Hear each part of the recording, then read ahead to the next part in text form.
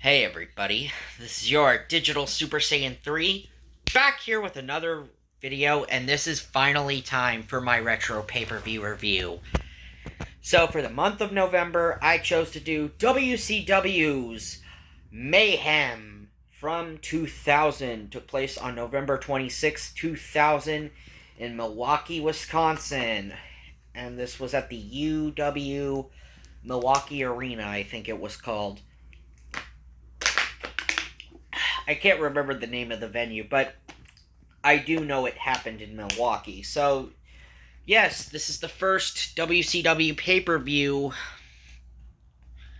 post Vince Russo WCW. So, yes, Vince Russo is gone from WCW, but oh boy, this show still sucked though. Yeah, so we're in for a really rotten time here. So, this is Mayhem 2000, WCW's Mayhem 2000. The commentary team, you have Tony Schiavone, Stevie Ray, and Mark freaking Madden. And Mark Madden. Oh my god, I have to listen to Mark Madden on this show. Alright. So, on to the review.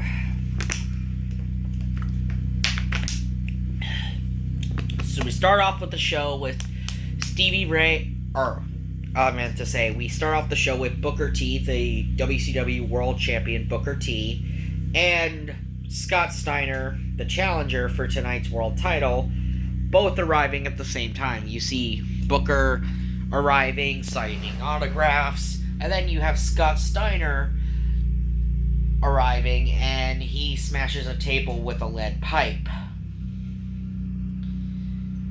Yeah. And yeah, this was ahead of tonight's caged heat match that also involved a straitjacket that will be hung above the cage. So yeah. Looking forward to this. So let's get on to our first match. And on the show's first opening contest is for the WCW Cruiserweight Championship. As the champion, Mike Sanders, the WCW Commissioner, defeats Kwee with Miss Paisley. Now, yeah, this was not a good match at all. You pretty much have Mark Madden being Mr. Mike Sanders fanboy over here. He's pretty much siding with Mike Sanders here, because of course Mark Madden would. Because Mike Sanders is his boy. You had most of the Natural Born Thrillers come out and, they attack Kwee. During the first half of this match, then Paisley went backstage, and she fetches Ming. Ming comes out to assist Kwee. Then Ric Flair comes out with a whole shit ton of security, and Ric Flair sends the Natural Born Thrillers and Ming to the back, but still allows Paisley to be there because she's a manager. So yeah, valets and managers are allowed, but those who don't have a match aren't. So yeah, the Natural Born Thrillers and Ming are sent back to the back. So yeah, Sanders ends up beating Kwee with this neck breaker.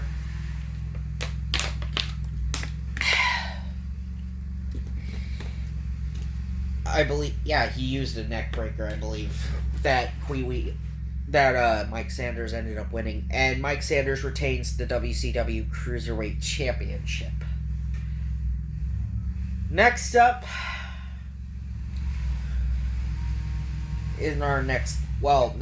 we are backstage. Before we get into our next match, we have the Disco Inferno alongside Alex Wright and Chronic, as they are paying Chronic money, to give Chronic money. So yes, Chronic was labeled as WCW's version of the APA, that they are hired guns and nothing more, that they'll only do it for money. So you see Disco, who's, he's taped up, he can't dance tonight due to him having a back injury. So Disco pays Chronic up front, and Alex Wright pays Chronic as well, and Chronic's like, yeah, we're only gonna be here for 7 minutes and 30 seconds. So that's how long you got us for. Because this is not nearly enough. 7 minutes, 30 seconds. And Chronic has to remind Disco about this a lot during this show.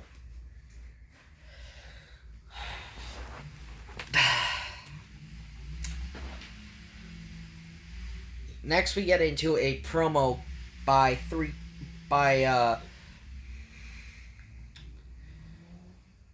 Jamie Noble and Evan Courageous ahead of their three-way tag team dance match against the Young Dragons and 3 Count. Evan Courageous is talking about, this girl he banged who happened to be Jamie's sister, and Jamie's like, that was my sister. They were talking about how they're both from NC, even though it's weird that I thought Jamie Noble was from Norfolk, Virginia, not North Carolina, but whatever. But yeah, now we get into our next match. It is the best match on this show. It is a 3-way dance. First pinfall or submission wins, as you have 3 Count, Shane Helms, and Shannon Moore defeating Jamie Noble and Evan Courageous and the Young Dragons. Kaz Hayashi and I forgot what's his name, Kang. I can't remember that other guy's name, Khan, whatever his name is. Yeah, the other member of the Young Dragons, I don't really remember him. Quang, I think it was it Quang? I don't know. And they come out with this chick, I forgot her name, what her name was exactly, the valet for the Young Dragons. Anyway, this was a great 3-way matchup. This was a really fun, fast-paced matchup. It felt like you were watching, the cruiserweight matches of the early days of the cruiserweight division. You're seeing all these guys doing all these reckless abandon moves and everything, putting their lives on the line, giving us this great match here and there. And Evan Courageous ends up getting pinned. And 1, 2, 3, 3 Count is your victor. And nothing more to be said. Oh yeah, and before the match even started, when 3 Count came out, they did make fun of Evan Courageous's dick. Yes, they did actually make fun of Evan Courageous's dick. Yeah, they mentioned how small it is.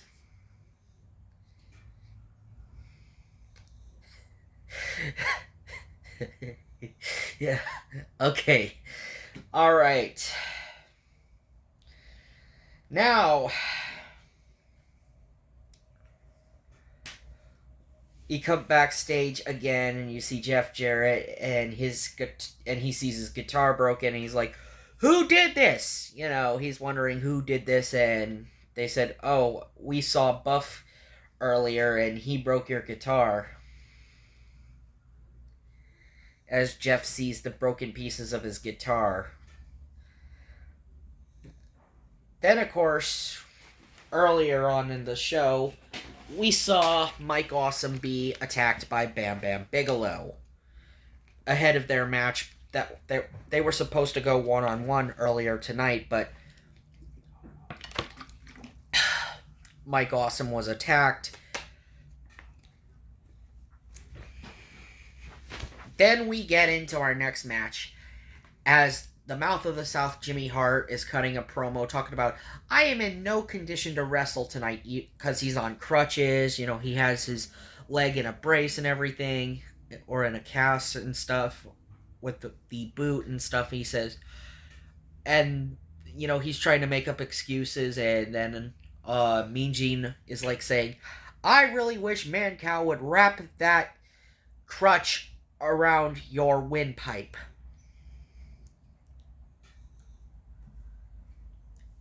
And now we get into our next match, and it's a rematch from Spring Stampede. And it's probably the biggest stinker on this show, as Mancow, with his entourage, Mancow, and it's an unsanctioned matchup, as Mancow defeats the Mouth of the South, Jimmy Hart. And yes, during the match of 3 count, Shane Helms and Shannon Moore came back out again to help Jimmy Hart, you know, as they were brawling with the quote-unquote entourage of Mancow. Yeah, they were brawling with Mancow's entourage. But Mancow still gets the victory over Jimmy Hart, because why wouldn't Mancow get the victory over Jimmy Hart? Oh, yes. And not to mention, before the match, when Mancow came out, he took the microphone and he made fun of Mark Madden and called Mark Madden fat. And Mark Madden got upset, even though we all know Mark Madden is pretty fat.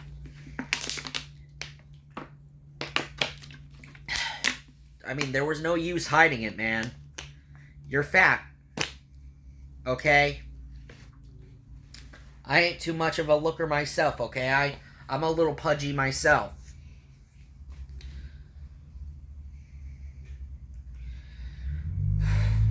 But yeah, Mark Madden, you know, he goes effing apeshit. He goes apeshit on commentary.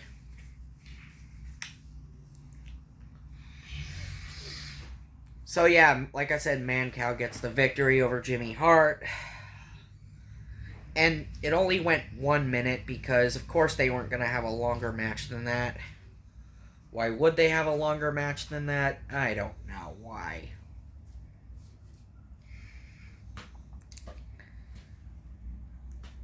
Now we're backstage, and you see Mean Gene talking to Ernest the Cat Miller and hitting on Miss... And I think Mean Gene was sort of making comments towards Miss Jones about wanting to, you know, see him in his hotel room, and then Ernest Miller's telling Mean Gene, you try anything, I will whoop your ass.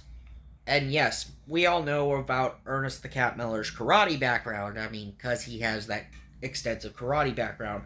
And then he talks about how he's going to kick Shane Douglas's ass later on tonight in their big match they're going to have.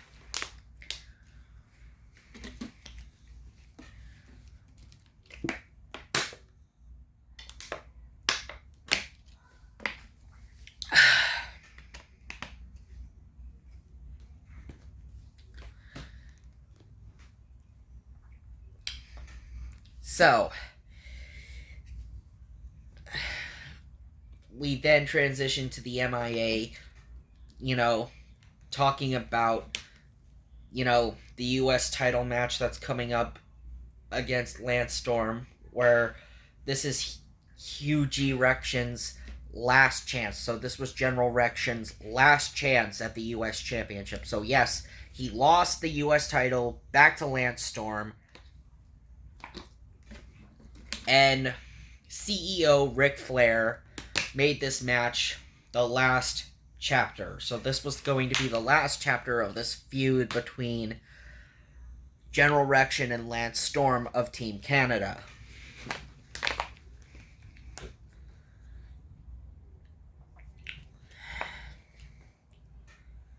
Now,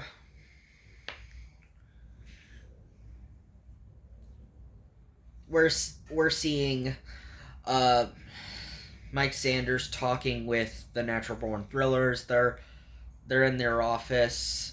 they're in Mike Sanders' office and stuff, since Mike Sanders is their boy. He's the WCW commissioner, and the Natural Born Thrillers are his guys.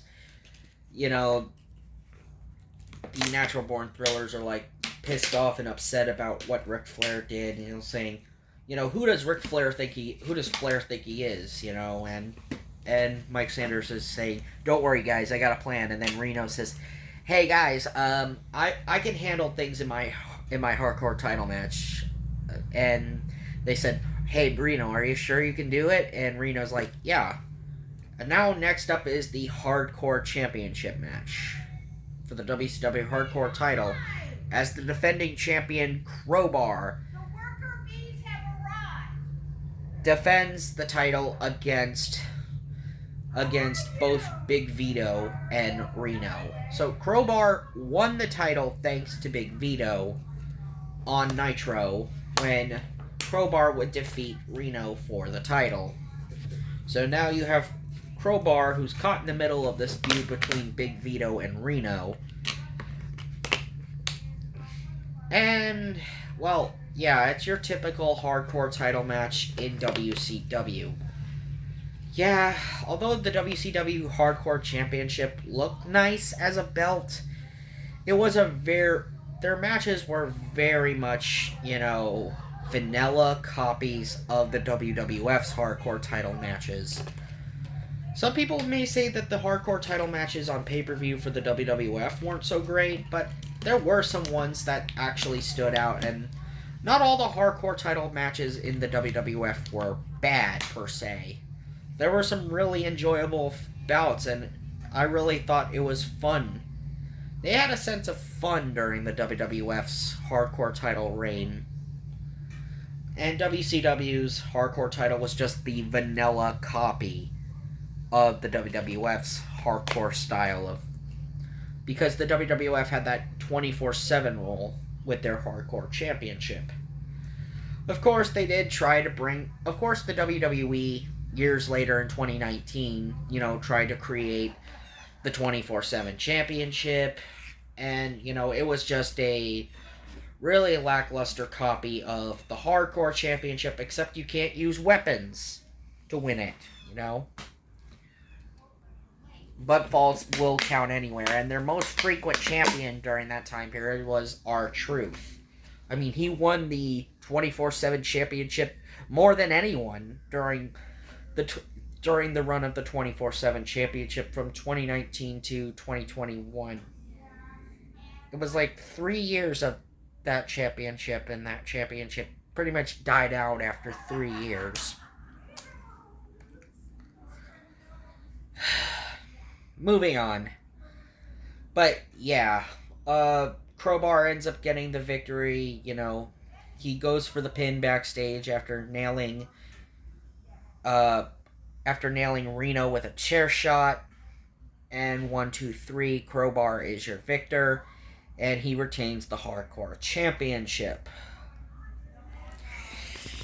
Next, we get a Scott Steiner interview ahead of Scott Steiner's big main event title match he has later on in the night.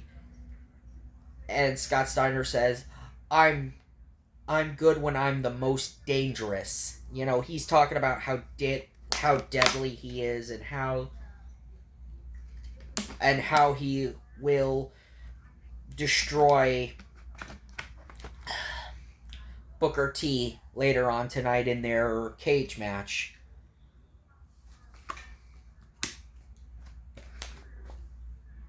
Now, next up,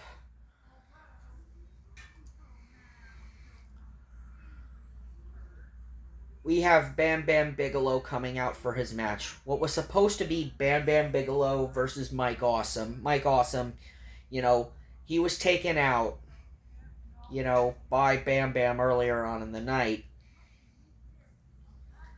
And Bam Bam says, okay, ref, make me the winner by default since Mike Awesome isn't here.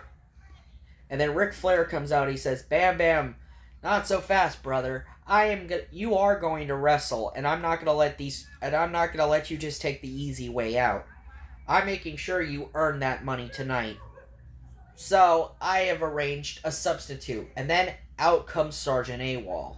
So yeah, earlier on, Ric Flair had talked with Sergeant AWOL, telling Sergeant AWOL, hey, we need you to replace Mike Awesome for this match against Bam Bam Bigelow. And so you have teacher versus student, as Sergeant AWOL was the student of Bam Bam Bigelow. Because Bam Bam broke him into the business.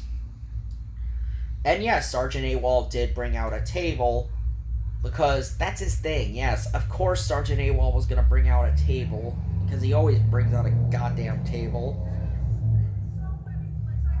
Yes, he was kind of like a combination of the Big Show and the Dudley Boys. Yeah, he had the Big Show's infinity for choke slamming people with a choke slam, and the Dudley Boys' need to put people through tables. So yeah, this is what happens if you combine the Big Show and the Dudley Boys, and you got Sergeant AWOL, who was formerly used to be the Wall. Now he's Sergeant AWOL of the MIA.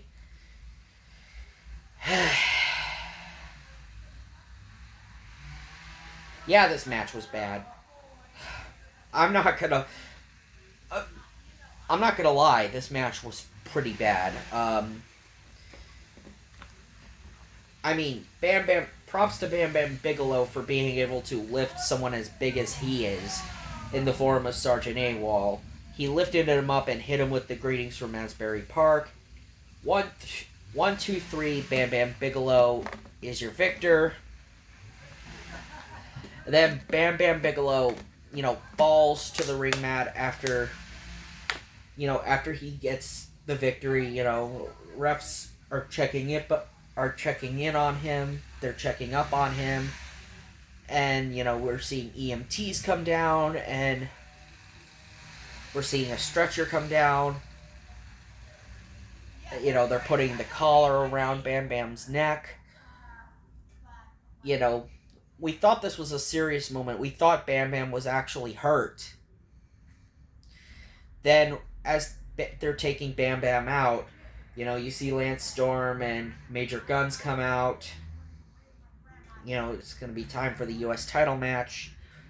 And then we have General Rection making his entrance into the ring. And as General Rection was making his entrance, Bam Bam Bigelow, I crap you not, gets off the stretcher and attacks General Rection. Yes, this was a setup and a plan that Bam Bam had coincided with Lance Storm. So yes, Bam Bam had just planned this with Lance Storm to attack General Rection. Of course, even with the attack, the premeditated attack, and Lance Storm still working General Rection's knee. Yeah, he's working General Rection's knee in this match. General Rection still goes up for his moonsault and does beat Lance Storm, even despite Lance Storm's underhanded tricks he's been using. And yes, Lance Storm came out with bruised ribs, mind you. General Rection ends up walking away the new United States champion, or as it is, the Canadian heavyweight champion, but he's the United States champion. Since General Rection yet again brought the U.S. title back to the U.S. of A.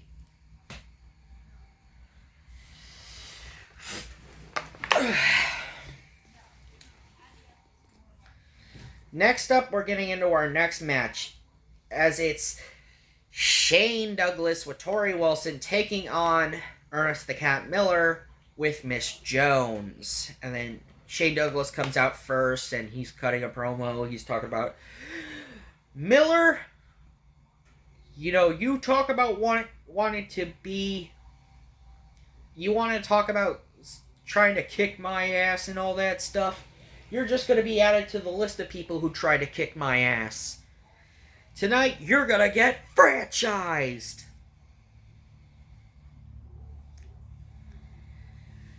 And then there's then Ernest the Cat Miller and Miss Jones come out, and, Shane Douglas, retreats to the outside of the ring.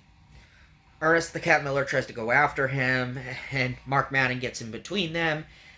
And, of course, the Cat ends up choking, or he ends up putting his hands on Mark Madden. Yeah, this show was not kind to Mark Madden at all, but who really gives a shit if it was kind to Mark Madden or not? Mark Madden sucked anyway. He was a shitty commentator. He was probably one of the worst commentators ever. I mean, people have labeled Mark Madden as the worst play-by-play guy in the history of wrestling announcers. One of the worst announcers ever. By far. Even if he was a heel announcer, I mean, he doesn't have that charm to him at all. I mean, at least Jesse Ventura had personality. At least Bobby the Brain Heenan, had charisma. Hell, even Jerry Lawler had some good points to him, too. But there is nothing redeemable about Mark Madden, period. He was just that much horrible to listen to throughout the night. I mean, especially, you have Stevie transitioning into a commentary role as well, Stevie Ray. No offense to Stevie Ray, yes, he was a multiple-time tag team champion. But other than that, Stevie was just not that good on commentary, I'm sorry. And you have Tony, who's pretty much having to carry these two.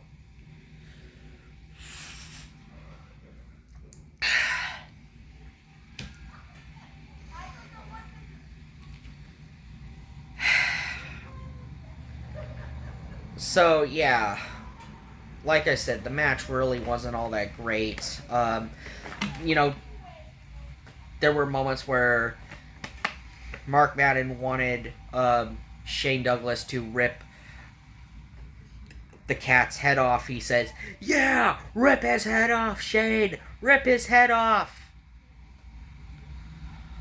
But, yeah, Tori tried getting involved. Of course, she tried getting involved, and Miss Paisley went after, or Miss Jones went after Tori, and then the match ends when Miss Jones, puts one of those red dancing shoes on the Cat's foot, and the Cat would use that sidekick of his to kick Shane Douglas in the head.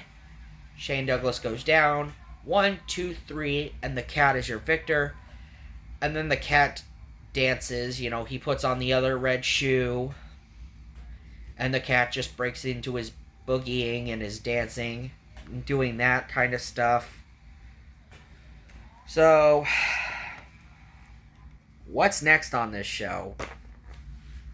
Alright, it's the tag team titles match, as you have the Natural Born Thrillers' Perfect Event. You have Sean Stasiak and Chuck Palumbo, the tag team champions. And they are going to be taking on the Insiders, Kevin Nash and Diamond Dallas Page. And Diamond Dallas Page making his return, since we haven't seen Page in months. And this is Page's big return to WCW, since we last saw him back in June. Yeah, the last time we saw Page in a WCW ring was back in June, back at the Great American Bash. Ugh. Still giving me a headache remembering that. Anywho, you see Mike Sanders come out, he's got a security shirt on, and you see the rest of the Natural Born Thrillers try to act as security. But of course, this was just Mike Sanders thinking he could try to outsmart Ric Flair, and then Ric Flair comes out with Doug Dillinger and the rest of the security team, because Mike Sanders tried to send them home during the pay-per-view because he didn't trust Doug Dillinger and the rest of WCW security. So yeah, he tried to send Doug Dillinger and the rest of WCW security team home just so he could have use of his own security team, being the rest of the Natural Born Thrillers. However, Ric Flair caught wind of this, and he sends the Natural Born Thrillers back to the locker room again, and he tries to send Mike Sanders back to the locker room, and Sanders, he holds up a card that's his manager, and Ric Flair just lets Mike Sanders stay. And the match ends with a jackknife powerbomb diamond cutter combination as both DDP and Kevin Nash take the victory, and they end up winning the tag team championships. Overall, there's really nothing I could say about this match between Kevin Nash or where Kevin Nash and DDP as the insiders defeating the perfect event.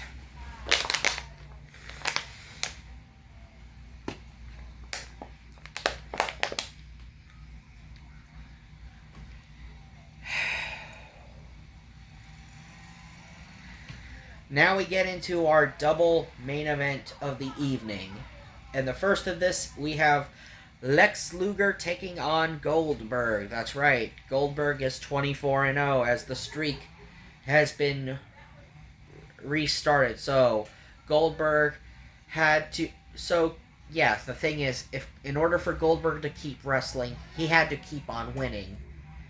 As Goldberg has to beat that 178-0 record. Can he replicate that streak? Can he do it again?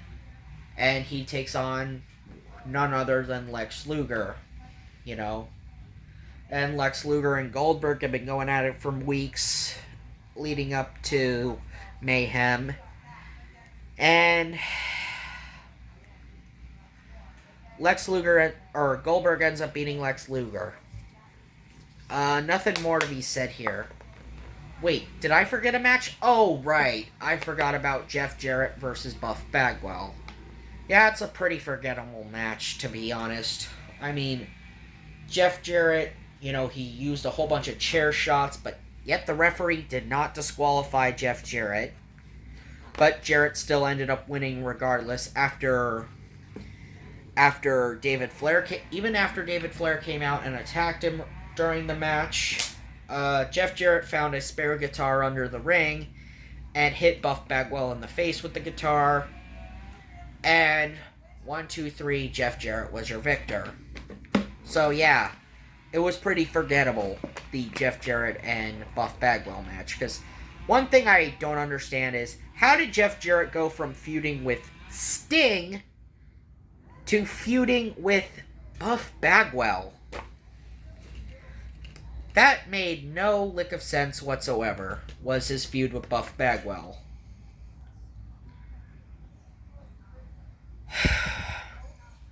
And now we come into it, the main event of the evening for the WCW World Heavyweight Championship. It is caged heat. You have Scott Steiner with Medeja coming out, and Medeja holding that big, long metal pipe that's as big as my head. I mean, it's a huge, huge pipe that she's holding. And Scott Steiner has the chainmail hat. He takes off the chainmail hat, does his flexing, takes the sunglasses off.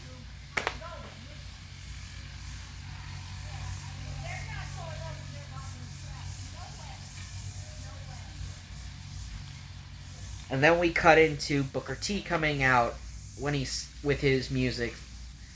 And while Booker is making his entrance, and as Michael Buffer is still announcing Booker, Scott Steiner ends up starting the match attacking Booker, and Booker hasn't gotten the title belt off of himself yet.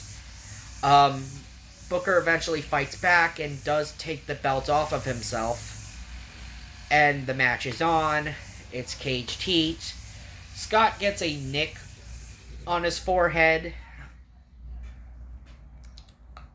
And, you're seeing Steiner kick out of Booker T's finishing moves. You're seeing him kick out of the bookend, the missile drop kick, the scissors kick.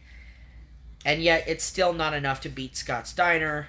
Booker tries to get this. He goes for the straitjacket. We've seen Steiner and Booker go for the straitjacket. And Booker ends up trying to put the straitjacket on Steiner. He does put the straitjacket on Steiner. He hits Steiner in the head with a chair. Steiner kicks out. And Steiner rips his way out of the straitjacket. I kid you not. Scott Steiner rips his way out of the goddamn straitjacket that was hung above the ring. And that's reinforced cloth. And that's some really strong cloth, by the way. But Steiner ripped his way out of it like a wild man.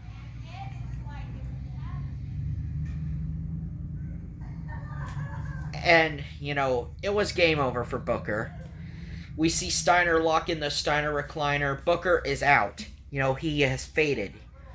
Yes, Booker got out of the Steiner recliner once.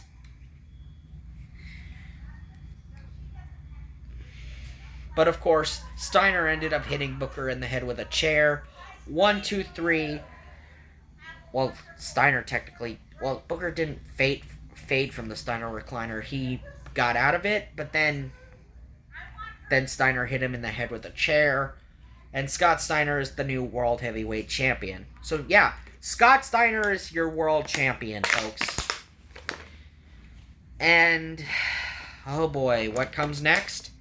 Yeah, we got a post-match beatdown as he's just beating down Booker T. He's attacking Booker T's injured knee because Booker came into this match with a knee brace on his knee. And then the show just ends. So that was WCW Mayhem from 2000. Final thoughts. It wasn't really that good of a show. I mean, yeah, other than the three-way tag team match, the three-way dance tag team match, nothing else really was that great or memorable on this show. I mean, sure, we got Scott Steiner winning the world title, sure, but it was Scott's one and only world title.